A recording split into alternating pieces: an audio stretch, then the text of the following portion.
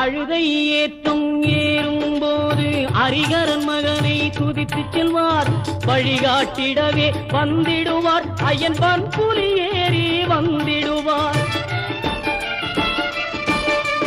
கரிமலை ஏற்றம் கடினம் கடினம், கருணை கடலும் துணை வருவார். கரிமலை இறக்கம் வந்தவுடனே பெருநதி பம்பையை கண்டிடுவார். சுவாமியே ஐயப்போ ஐயப்போ சுவாமியே.